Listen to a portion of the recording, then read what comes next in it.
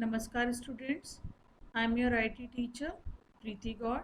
Today we will do chapter number 4, Formatting in Microsoft Word 2010. As everybody know about this, that what is MS Word or Microsoft Word. In class 3 you have already done Microsoft Word. With the help of Microsoft Word, we can create different type of document and we can apply different type of formatting on that document. Now the term is here, that is formatting. What is formatting? Formatting means to changing the appearance of a document to make it attractive. With the help of formatting, we can make our document presentable and attractive. What can we do in formatting? We can do different type of things with the help of formatting, like we can change the font size, font color, we can highlight the text, we can apply the bold, italic and underline effect, we can change the text alignment and many more things we can do with the help of formatting to make our text attractive and presentable. In this chapter, at first, we will revise all those things which you have done last week. So at first, we will start with Format Painter. What is Format Painter? Format Painter tool is used to copy and apply the formatting of one section of text or graphic like color, font, font size to another section of text or graphic. It means if I have applied any type of formatting on any text, but I forgot that which type of formatting I have applied on that text. Now, if I want to apply the same type of formatting on my other text, that time I can use the Format Painter tool. So I am just telling you the one example of Format Painter, that how can we apply the Format Painter. At first I will open my Microsoft Word. Now you can see my Microsoft Word document is coming. Here you can see that my heading is coming in different formatting. Here I have changed the size, color, font and I have given different effect also. But I forgot that which type of formatting I have applied here. Now I want to apply the same formatting on other text. So what to do for this? For this, at first I will select any text, any word from this formatting and then I will click on Home tab. Then in the Home tab I will go to Clipboard group and in the Clipboard group below the copy or near the paste button you will get the brush sign. You can see here the one brush sign is coming here. This is the Format Painter tool. With the help of this Format Painter tool, we can apply the same formatting on other text. So here at first I will click on it. After clicking on it, you can see that my mouse pointer is changing into the brush sign. When my mouse pointer is changing into brush sign, it means I have selected the Format Painter tool. If my mouse pointer is not changing into the brush shape, it means I have not selected the Format Painter tool. Now to apply the same formatting to other text, what I have to do? I have to just bring my cursor to at that place where I want to apply the same formatting. See, if I want to apply the same formatting on my first line of second paragraph, that time I have to just place my cursor here. Here now I will just press the left mouse button and drag. You can see here I am just selecting the first line here, and when I will leave or release the left mouse button, that time the same formatting will be applied on my selected text. You can see here that the same formatting is coming on the selected text.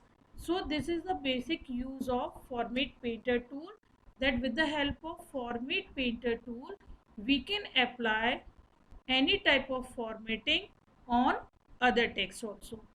Now, the second topic of this chapter is superscript and subscript. What is superscript? Superscript means if superscript means that this option places the selected text slightly above the baseline. It means if I have written something and if I want something above the baseline. What is the meaning of baseline here? You can see here, if my text is written here and if I want anything little bit upside, this is if this is my baseline, and if I want my text little bit upside, that time I can use superscript. You can see here in the example that here I have written a square b, and here you can see the 2 is coming slightly above the baseline, and it is also smaller than other text.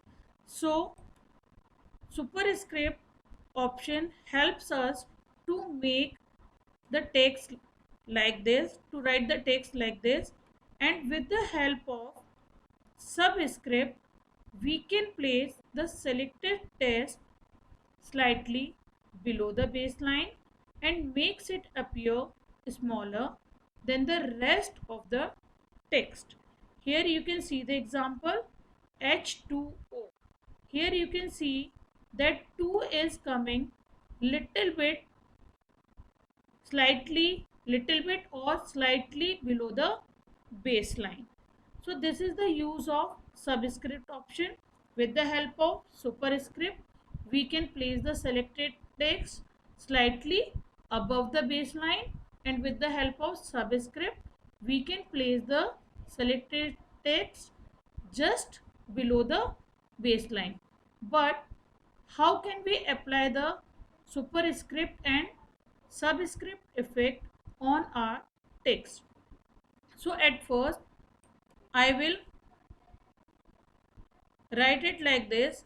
Here you can see that I am just writing here 8th, or I am just writing 4th. I am just writing 4th.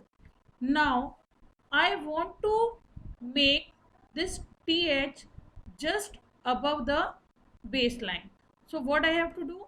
At first I will just select this th, and then I will go to home tab. I will just click on home tab, and in the home tab in font group I will just select the option, I will select the option superscript. You can see here that superscript option is coming. When I will click on this superscript option, that time my selected text will go slightly above the baseline. Now if I want to apply the subscript effect, that time what I have to do? Now if I want to apply the subscript, that time in C3H8 I want to apply the subscript effect. So at first I will select 3 here, then I will go to home tab, and then font group. In the font group I am having the option subscript. you can see here near the superscript we are having the subscript. So we have to just click on it. We will just click on it, and you can see after clicking on subscript my 3 is coming slightly below the baseline. So by this way we can apply the superscript and subscript effect on my text. But the important thing is, if you will not select the text, that time you will not be apply any type of formatting effect on the text. Now my next topic is shadow effect. One more thing is there, that is strike through. So near the subscript we are having the strike through. How can we apply it? The same. At first we have to select the text, then we have to just click on strike through. With the help of strike through, one line will come in between the text. It means one line will cut my text. You can see here I have just click on strike through, and you can see that one line is coming in between the text. So this is the use of strike through. Now I am coming to another one, that is shadow effect. How can we apply the shadow effect? As you have already seen your shadow, so same here we can apply the shadow effect on my text also. At first I will select my text, then I will go to again home tab, and in the home tab in font group near the superscript you will get shadow effect button. Here you have to click on this arrow. At first we will click on this text effect. This is the text effect button. You can see here this is the text effect button. So to apply the shadow effect you have to click on this text effect button. Here you can see the arrow. We have to just click on this arrow. We will click on this arrow, and after clicking on this arrow, here you will get the option shadow. Here when you will click on shadow you will get different options here. So you can choose the any desired option which you want to apply on your text. Now I am choosing here. Here you can see one outer, inner and perspective. Different type of shadow effects are given. So from the perspective I am just selecting this one. Now by clicking on this option you can see one shadow is coming. So this is the basic use of shadow effect. According to your choice, you can select any type of shadow effects. Now, my next topic is header and footer. Header. Header means which is coming on the top of the page. Footer means which is coming at the bottom of the page. What is the use of header and footer? If I want to write anything on each page, if I am having the document of 100 page, and if I want to write anything which I want on each and every page, that time it is very difficult for me to write that text again and again on different pages. So that time, like if I want to give the page number, and if my document is of 100 pages, that time it is very difficult for me to give page number 1 to 100. So with the help of header and footer we have no need to write the page number. We will just give the page number on one page, and it will automatically be given on another pages. Similarly, if I want to give any heading on each and every page, that time also we can use the header and footer also. So header, if I want to give anything on each and every page on the top, that time we have to use header, And if I want to give anything at the bottom of any page, every page, that time we have to choose footer. So here the proper definition, correct definition of header and footer is: header and footer is used to place some information on the top and at the bottom of every page, like title, chapter's heading, date, page number, writer's name, etc. So how to apply header and footer? At first, the first thing which I want to clear here, for applying the header and footer, we have no need to select any text. We have no need to select any text. We have to just click on insert tab. When you will click on insert tab, at the right side you will get the header button, and here near the header you will get this arrow. You have to just click on this. When you will click on this, you will get the option edit header at the bottom side. One drop down menu will open. Here you have to choose edit header at the downside. So when you will click on edit header, one header block will come, and at the bottom side the footer block will come. You can see here that my document is coming in gray color this time, and I can't make any type of changes here. You can see I can't make any changes here. And this time when I am using the header and footer, that time my text is coming, my document is coming in gray color, and whatever I am writing, it is coming in black color. It means my header is active this time. My header is active this time, but my document is not active. When I will click on close header and footer, that time I am just showing it to you. When I am clicking on close header and footer, you can see your text is coming in black color, and your footer and header is not here because we have not written anything in the header and footer.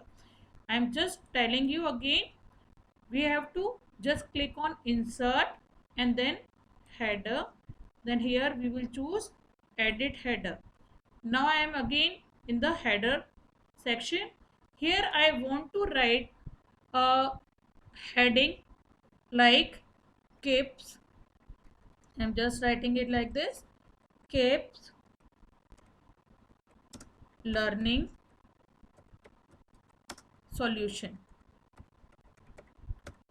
One more important thing which I want to tell you here is, in this header and footer section, my cursor will stop at three places: left, middle and center. You can see here, I'm just telling you here, when I will use the tab key, that time my cursor will stop at the left side, then middle side and then right side. It will not stop anywhere. So here we can give the heading in the middle also, at the right side also, and at the left side also. So here I am just giving the heading KIPS learning solution, which is the name of your book publisher. Now at the right side I want to give the page number. When you will choose the header or footer, that time header or footer window will open. Here you can see at the right side page number is coming, but I don't want the page number here. Here I want the date and time. So what I have to do, I have to just click on date and time.